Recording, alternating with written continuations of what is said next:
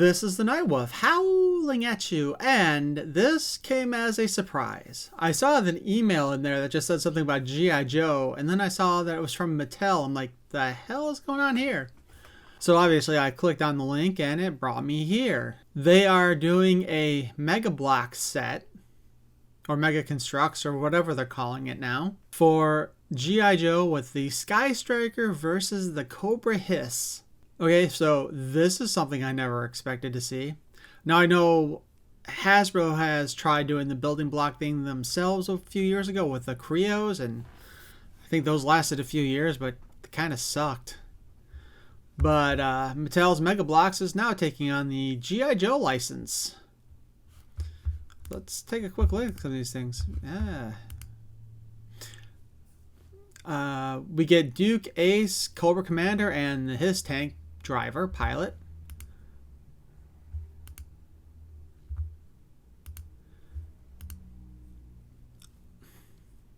Not gonna lie, I really kind of like this. Although, I'm straight out gonna say, the H.I.S.S tank here does look like it's a little too small to go with the scale of figures. It looks very compact too, you know? Well, the Skystriker also looks a little small to me too. Kind of reminds me, if you ever saw the Exo Squad Robotech crossover vehicles, the really awful looking Veritech fighter they did for that, the one that did not transform at all, that's what it kind of reminds me of. And actually, the Skystriker looks bigger on the box art than it did in the toy. But this, honestly, I kind of like it. And it makes me wonder if they're going to make any more of these G.I. Joe sets. I think I will probably go ahead and order this in a couple days.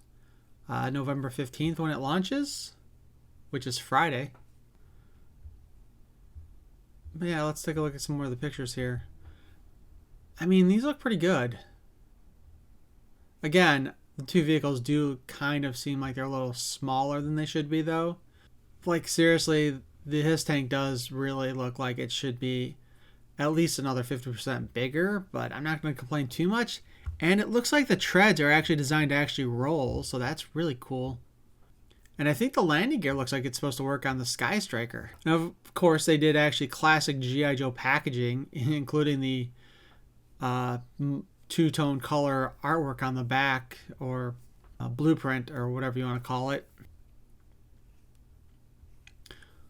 So, but yeah, this came as a big surprise. This was not something I was expecting.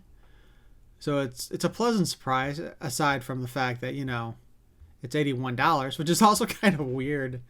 Like, I would have expected like $80, $85, but $81 just seems like just kind of like that weird amount to go for.